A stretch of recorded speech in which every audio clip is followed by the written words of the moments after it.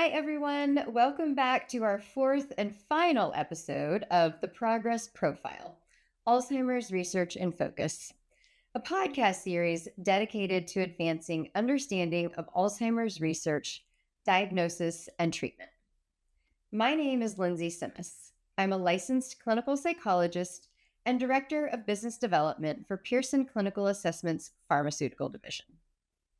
Over the course of this series, we've heard from some of the world's foremost Alzheimer's experts. In episode 1, Dr. Jeffrey Cummings discussed current research shaping our understanding of potential causes and treatments.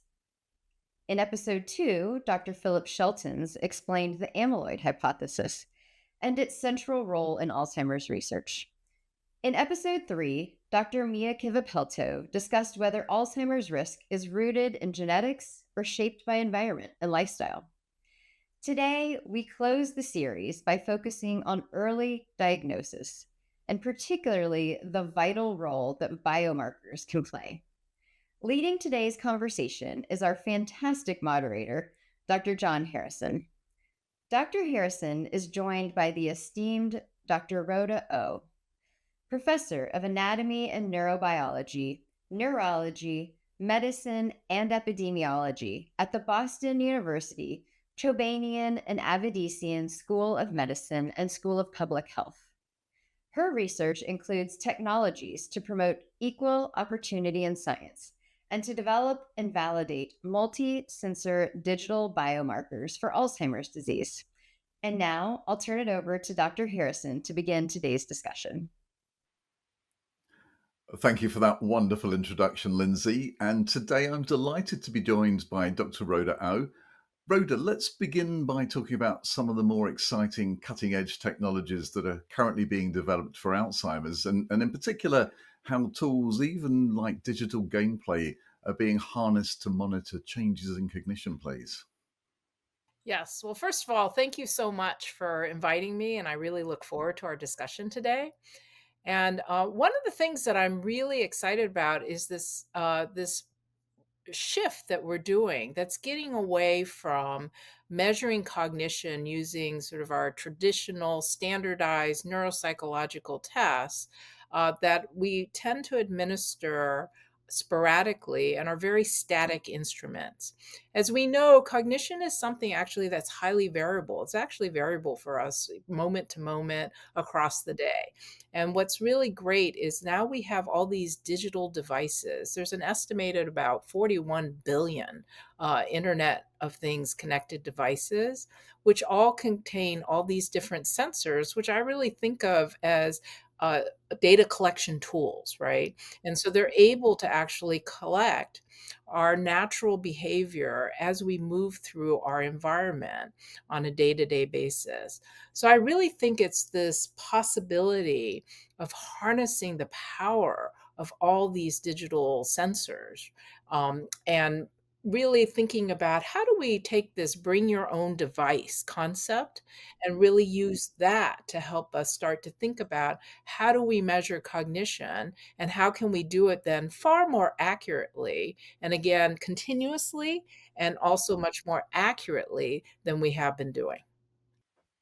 A great place to start, Rhoda, and I completely agree. One of the things that we always want to measure as psychologists, isn't it, is the competence of our study participants, and we end up measuring their performance. And sometimes there's an awful lot that gets in between those things. Time of day, did you sleep well last night, anxiety, agitation, all those things. And most of the conversations I've been party to recently seem to work on the premise that there's one way to screen people in. And I feel very strongly that actually, I think it's at this point by any means necessary. And to take up your point about naturalistic data collection, I get to hang out with the Games for Health people. How they let me in, I don't know. I'm really not cool enough to hang out with those kind of guys. But one of the great revelations for me was being introduced to things like online multiple role-playing games. And something like World of Warcraft. When I was watching people playing World of Warcraft, I suddenly realized that what they were actually doing is highly motivated cognitive testing. These guys were fishing, and it was a simple reaction time paradigm, and it looked really obvious to me that that was it. But unlike, sometimes in the lab for people like you and I, we're having to, coach people and cajole them into doing their best. These guys' success in the game depended on being really quick. So you imagine the variability in their performance is probably quite small. So any deviation from that, one assumes, would be good evidence that they were slightly off color, or maybe even the earliest signs of some progressive decline. So I think for me, it is by any means necessary. I guess the issue around collecting data from smartphones, from online game playing, is always going to be the issue of privacy, which oftentimes gets in the way, and I perfectly appreciate for very good reasons. But maybe we could get people to opt in. What would be your take, Rhoda? Yeah, I think it's always interesting that when we come to research, we talk a lot about privacy, and I'm not saying that that's not really important. But as we actually engage naturally in our real environments, I always wonder about how much, with my use of digital devices, do the various companies that provide them are tracking me. And I suspect that many of them know more about me than probably my husband does. And so I think it's interesting to think about privacy in the context of what's the value proposition that these devices are actually providing. I think that, while I do as a researcher, I remain very concerned about making sure we maintain privacy and confidentiality. But I think there's also the fact that we're willing to give up some of that if there's some value add to us. And I think that's very much on us to make sure that we bring that we make it worth it. I don't think it's possible at this point to ever guarantee people 100% privacy. So I think what we can do is talk about what's that balance between us trying to ensure privacy, but also making sure that we deliver something that will be useful to the user. Yeah, I completely agree, Rhoda, and I have the same sense, probably because I guess we hang out in the same circles. There's this constant concern, and it's very well placed. I fully appreciate, but again, contextually, when you think about what goes on around us, I think that's the important thing to bear in mind. And I'm a dyed-in-the-wool cognitivist. I love a good bit of testing and a bit of data collection, and I'm trying to piece together where cognitive screening fits into the modern world for trying early detection. And I heard John Dwyer on a call recently say, look, I'm talking to 20 major drug development sponsors. None of them are talking about cognitive testing. They're all talking about blood screening. I think there's still a role for both. And I think that we've got to find an efficient way of bringing the right people to our phlebotomists. But I'd love to get your thoughts on that.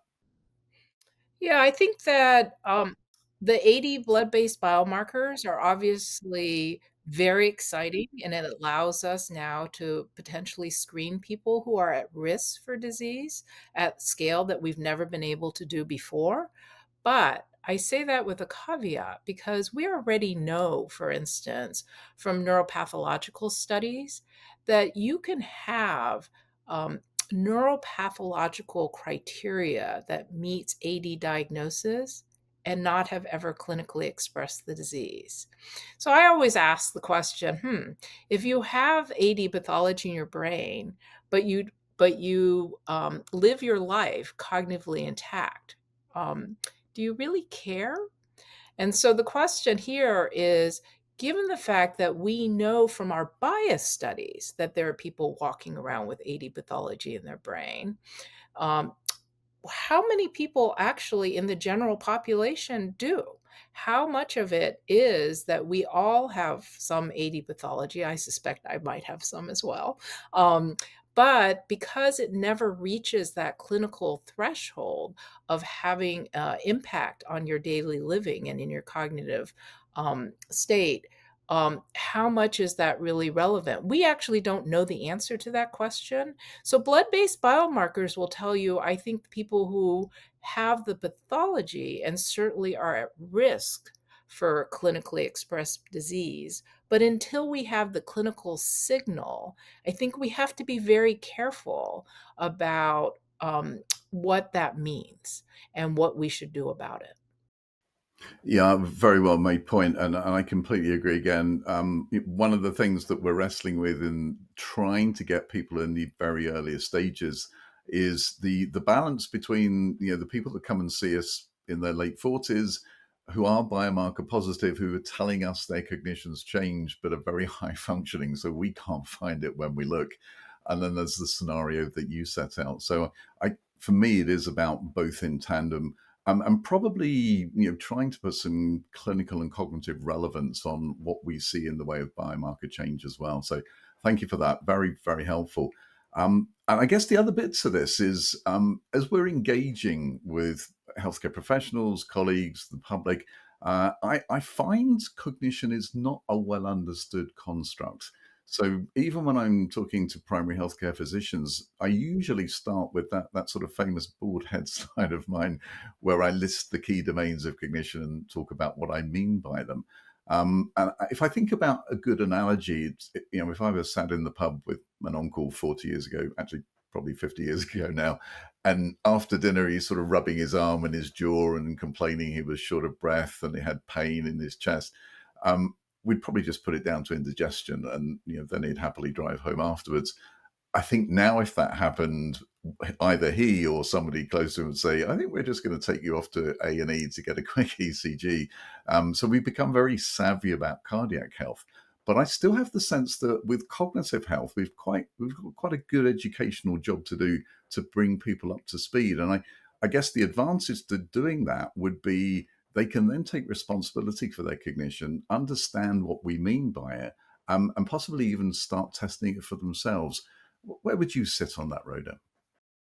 Yeah, I think that if we could move away from thinking about cognition in a more stigmatized manner, where we're talking about things like dementia and Alzheimer's disease, and if we could really just shift the conversation and make it more about our brain health, right? I think that it's this idea, just like we think about physical health and we want to optimize our physical health and when we go in for our wellness checks, I think we need to bring that same concept into our brain health.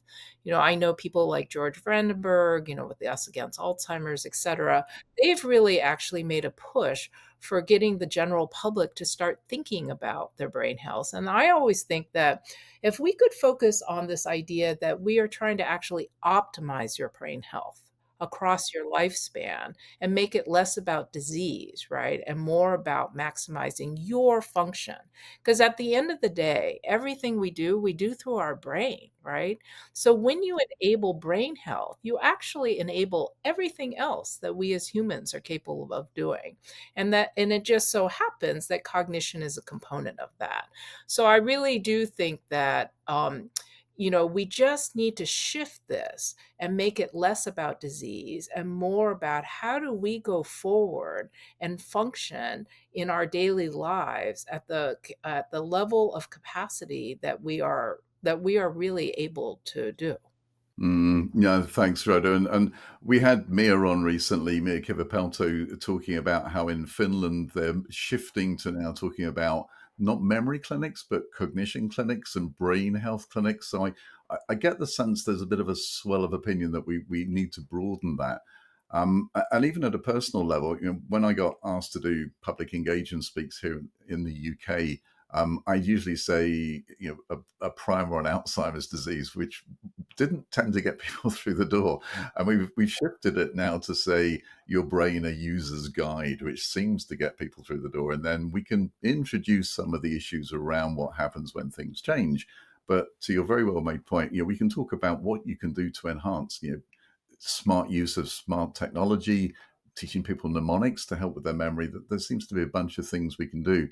And on the educational front, I'd be really keen because I know this is front and center for you. What does that shift in education look like? Is it literally as dull as schooling people on these topics? What are the things we could do to move the dial, do you think? Yeah, I mean, I think it refers to what we were just talking about. On the one hand, we think nothing about, having a check for our heart health. And it would be really great if we would just start to think like, oh yes, how's my brain? Let's do a little quick brain check, right? And keep that focus on, again, we're trying to optimize and it's not about disease. I think that what we've learned through Mia Kilpelto's work and others is that, there's lots and lots of ways in which we can prevent downstream Alzheimer's disease and other related disorders. So, if we can get people to really think about, oh, I want to make sure that I'm keeping up on my brain health, we actually are sowing the seeds for prevention of these diseases that we tend to fear about and then actually try to block out, right? That's part of the lack of receptivity is this fear. And so I think that in thinking about how do we educate people, again, we need to talk to them in ways in which they can hear us. And disease is too scary for them. So let's just talk about it in the same way, that we talk about other kinds of physical health, we should talk about brain health. Yeah, I agree again. And in the UK, there are sort of models for what this might look like. And I suspect it's not particular to the UK. I suspect this is found elsewhere too. But so, for example, if you play rugby in the UK or if you're a jockey, at the beginning of every season, you would go through a fairly brief, but actually quite good in terms of content validity assessment. And we'd benchmark your cognition. We'd also try to work out if you were feigning bad, because that tends to be a tendency amongst athletic people. They want to give a high baseline so they can get back on the field or on the horse as quickly as possible. And that's very commonly done. And I wonder if that's part of the model that we might sell to the wider public. Just sort of benchmark your cognition to give us an idea of where you started and maybe an annual check. Does that seem to you a reasonable place to go? Yeah, I mean, that's exactly what we did. I work with the Framingham Heart Study, so that's the longest running epidemiologic observational study that's multi-generational. We're 77 years young, I guess, is how to do it. And back in the day when Framingham first started, we didn't really know what risk factors for heart disease and stroke were. And so, but we had some ideas. And so the founders, understood that, oh, there's something maybe related to blood pressure and lipids. And so what they started to do is they started to monitor those on a regular basis. And lo and behold, as the evidence came through, that started to get integrated into what we now take for granted at our primary care health check, right? That we were going to measure your blood pressure, we're going to measure your glucose, et cetera. And I feel like that's the same thing that we need to be doing on the brain side. We just need to bring it in as something that's routine that we check on a regular basis based on risk factors, again, that we've already have some idea probably affect our brain health, like a lot of lifestyle behaviors, et cetera, that are actually modifiable. So I do think that in the same way that we've now have embraced sort of what we need to monitor and check on for our heart health, I think that we need to start doing that for our brain health. Yeah, I agree, and I wonder if there's a sort of wider opportunity here. So, there are certain insurers in the UK with whom, if you have a policy, and you can show that you're making a commitment to keeping yourself healthy, sort of Fitbit monitoring, smart devices, that kind of thing, there can be reductions in your insurance premium. So I wonder if that might be an opportunity. Should we be reaching out to that community and stressing the importance of cognitive testing as well? Maybe that would move the dial. Sure. I think insurance companies are actually the perfect, I think, starting point in thinking about what do we do? How do we use technologies to actually monitor different kinds of cognitively related behaviors so that we could actually do some sort of interventions, which again, Mia Kiel-Pelto, I think the Pointer study recently pointed out that you can do these modifications in your lifestyle and actually reduce your risks downstream for cognitive impairment and decline. So I do think that insurance companies in particular would have an interest, right, in offsetting these later life costs, because once you have cognitive impairment, that's a very significant increase, right, in sort of the healthcare cost. So if we could use these technologies on an ongoing basis, not a snapshot, so we can get it accurately. We already have these devices, so let's just capture them, harness them, use them to monitor. And in this way, if we can provide these on an ongoing basis as part of, let's say, your regular checkup, then we can start to do modification that will lead to that optimization that we're talking about. And then the end result is the reduction in these high cost cognitively related disorders downstream. Yeah, and the imminent increase in so many more cases of Alzheimer's disease that we're stilled for has very much been a theme of the episodes we've done today. So good to remind people that we really do we needed a fix for a long time, but it's even more of an imperative now with that boomer generation coming up for risk for Alzheimer's disease and sadly other dementias. And I suppose that that idea of there's a carrot or a stick. I'm not quite sure how we would couch it. Maybe if insurance companies required it of us, then that might start to eat away at the stigma as well, because it just becomes part of your standard screening, doesn't it? You're not opting in and sort of saying, I feel like I'm at risk. You're just complying with the requirement they have. So I think maybe a combination of incentive and sort of a push-pull approach might start to move the dial there.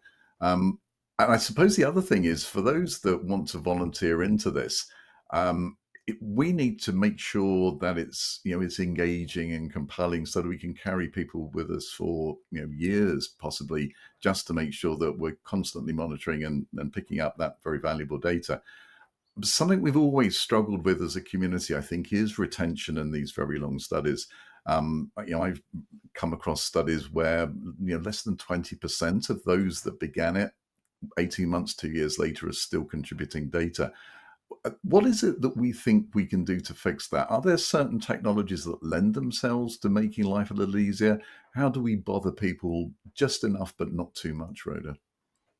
Yeah, I think that what we need to do is actually shift into use of passive technologies. Again, these are a lot of these technologies, they all use the same sensors, by the way. It's in the background.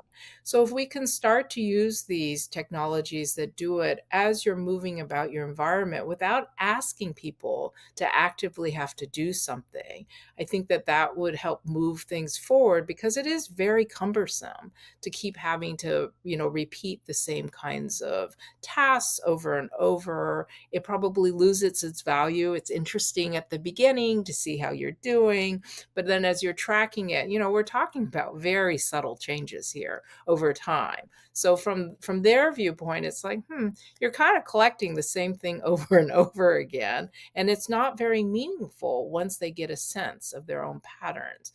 So I think that what we're trying to do is figure out, can we find a way to use these passive technologies that can be continuously collecting it without bothering people, burdening them, and yet be able to start to detect those negative trajectories of change as they start to emerge, and then alert people when it reaches some level of persistence and consistency that suggests that, there's actually something maybe going on here that's worth paying attention to.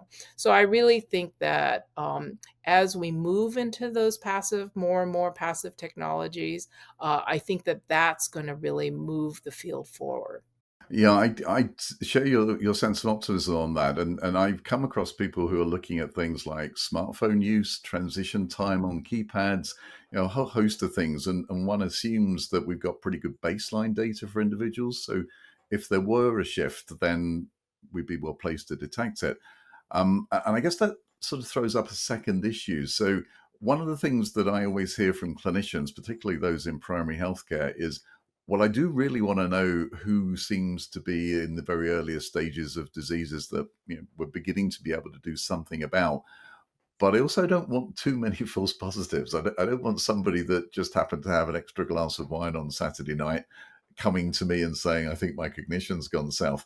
So what do you think we can do to fix that? And in that context, are there experts in other fields that you think we could reach out to?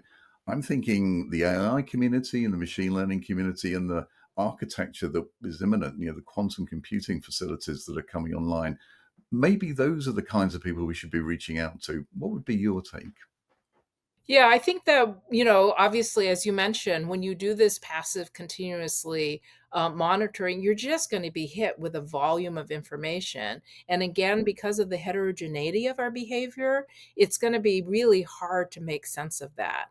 So I do think that that is where these new analytical advances, such as what AI is doing, which is really able to harness not just the quantity, but the multidimensionality of all this data in order to pick through and find those patterns, those actual patterns, consistent, right? Consistent, persistent patterns that start to emerge and make that available. And that's where I think then if the doctors can just give you sort of say, oh, here are the different devices that you're using. Here's an application that pulls it all together and then reports back to them in a much more summary fashion. Um, you know, Normal fluctuations that you'd see, nothing to worry about here, versus, there's actually this, again, that negative trajectory, subtle, but nonetheless persistent, that says, we need to pay attention to something that's going on here. So I don't know that we can get to that reality without embracing our AI colleagues. Data science in this whole arena is just changing rapidly, and it's changing rapidly in the face of all this volume of data. The more data we produce, the more these AI algorithms are going to get much more useful and accurate. And so I think we're definitely on this pathway where, you know, what we can do as humans in our humans' brains in terms of making sense of this, we're going way past that. And we're going to be very reliant on these advanced computational methods. And I'm very intrigued with the concept of quantum computing. Not sure that I fully understand what it does. I just understand that it's got a power to it that even takes us beyond what we currently think of in terms of deep machine learning. And so I'd be very interested to see how that moves us forward. Yeah, and I share your sentiment. I had the good fortune to hang out with people who seem to know how quantum computing works, and their line to me is, treat us like your microwave, John. You don't need to know how it heats your food up. You just need to know that it does and what you need to do to get it hot. And I thought that's a really good metaphor for me to work with. So that I'm very happy to leave it there.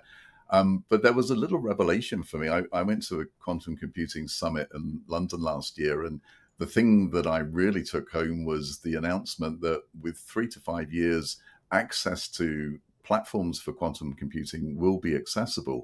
And a legacy of this development is that almost all the secure systems we have currently will become virtually redundant overnight when that happens. And that's it's a very compelling method for getting people like me engaged. So I think there's a good deal that we're going to get to do with this. And working with clients, so in my last employer, Scottish Brain Sciences, who are building this huge prospective study of people over the age of 50, it was lovely to have all the biomarker data and the neuroimaging and the genetic status and literally a very long list of variables. But we had to sit down quite often with real data experts and say, when we've got a decent size cohort, what do we actually do to manage and look at this? And it was way out of my expertise. So bringing in our colleagues from other disciplines, I think, is something that actually has, again, been a theme throughout the episodes of the podcast. So thank you for that.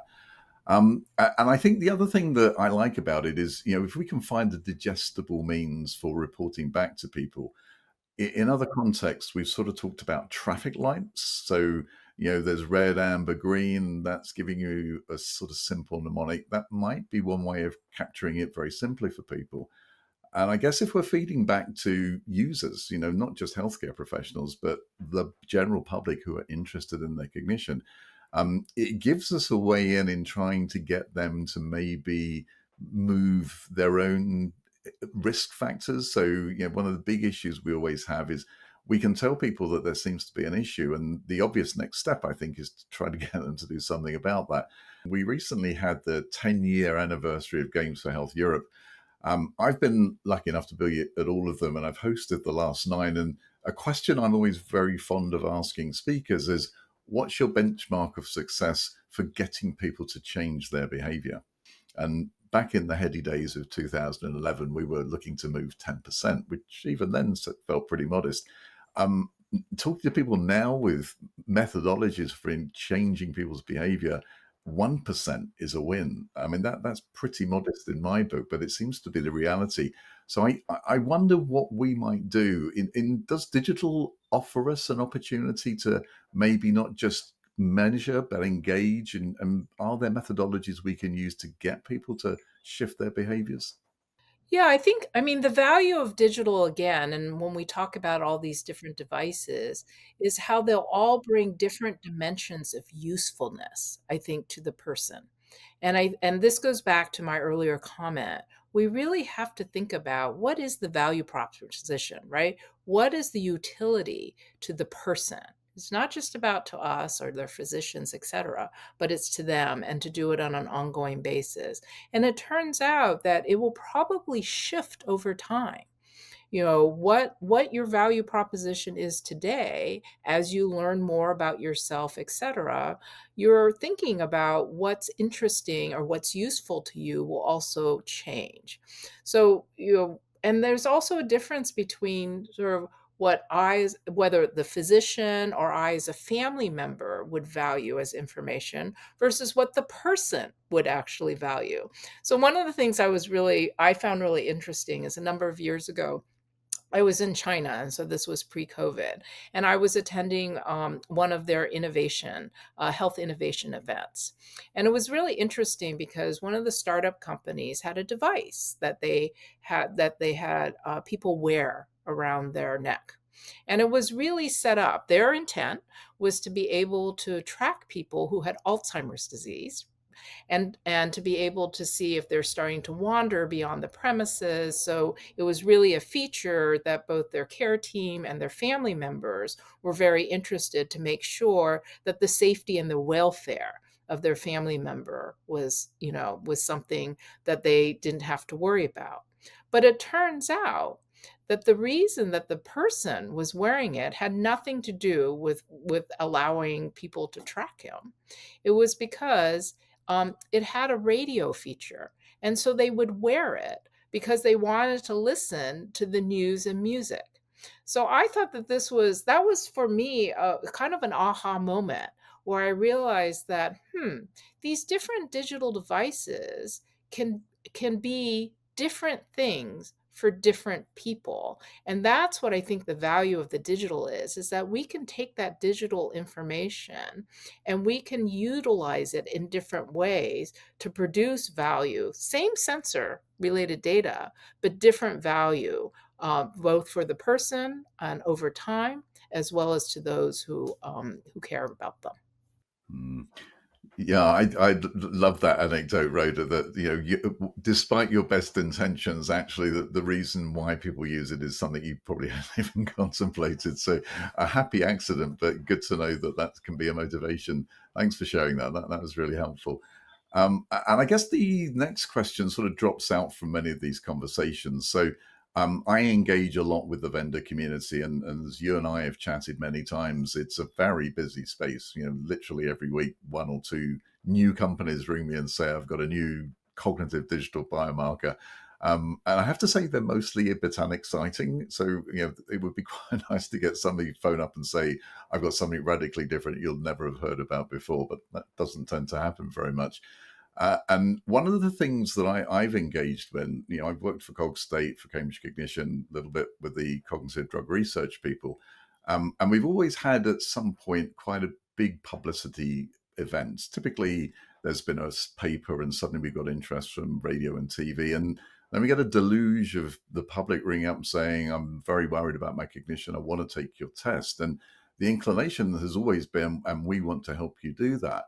But then there's an element of caution that if you're giving people access to cognitive testing, and it's maybe flagging that not everything's as well as it might be, or perhaps there's been a negative change since last time, there might be an issue around we now owe these people a duty of care. And I wonder if we need to not overpromise. Maybe we should just focus rather more on the detection and the signposting, and providing the right information rather than making any very categoric decisions or giving advice about their risk status. Does that seem to you a sensible thing to try to achieve? No, I think we're right now going through some sort of transition in terms of when we think about health and healthcare. I think in the old days, it was very much driven by the healthcare provider, and they're making their suggestions of what we should and shouldn't do. I think in today, we have such an explosion of information and available information that I think people are learning to become much more advocates of their own health. And I think that so I think we need to move from this idea that we're going to wait for the health care world to tell us what we want to do. And rather, we need to start taking the information that we're gathering through all these different digital devices that are giving us information and at least come and bringing it forward. I think that changing the narrative of who's responsible for your health, I think is really important. And in this context, I do think that providing information much more transparently is actually very important. It's going to require transition for us to be able to do this, obviously in ways that are responsible and aren't alarming as in the way that you talk about. But I also think we're talking about this in the context where we're learning more and more that there are things that you can do. We used to always think that Alzheimer's disease was just once you have the diagnosis, it's inevitable that you're going to go down that path. And I think our more recent studies, as well as some of the emerging drug treatments, suggest no, there actually are probably interventions, and we're thinking about and identifying ways in which to intervene much earlier, and earlier, well before the onset of disease would normally be considered.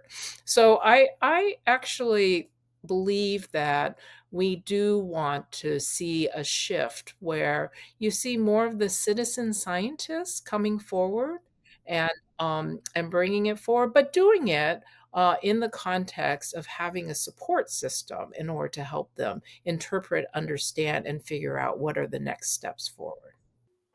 Yeah, that's very helpful, Rhoda, and I share your sentiment. And just to personalize it, every year I get a kit from my local pharmacy, and I test my blood sugars and a whole bunch of other things for myself. And if I think there's an issue, I just go get professional advice, and we repeat it and see if there's actually anything going on. So I think the model's established. And if I think about genetic screening companies, 23andMe, for example, they were offering information and signposting, but potentially some of that might have been disappointing. If you found out you were ApoE4 homozygous, that's probably not good news, right? So I guess there's context always to these things. And I think your characterization of the opportunities is a really helpful one. So thank you again.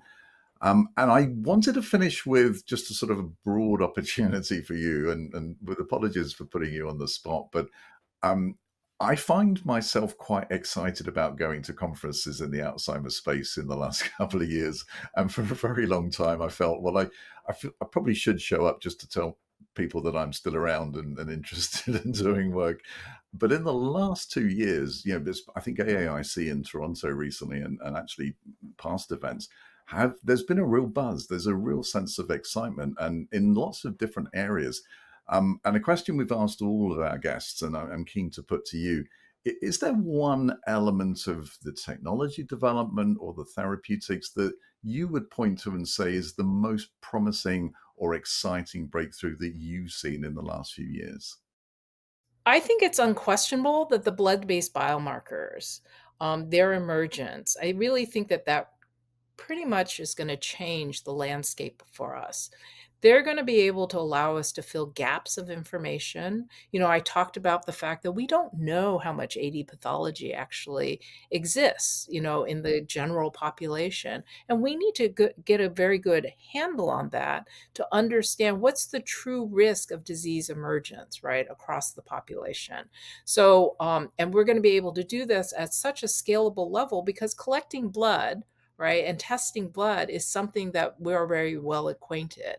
And what I also think is going to be sort of where we're going to head is if we can start to couple sort of what blood-based biomarkers are broadening up and add to that this digital component.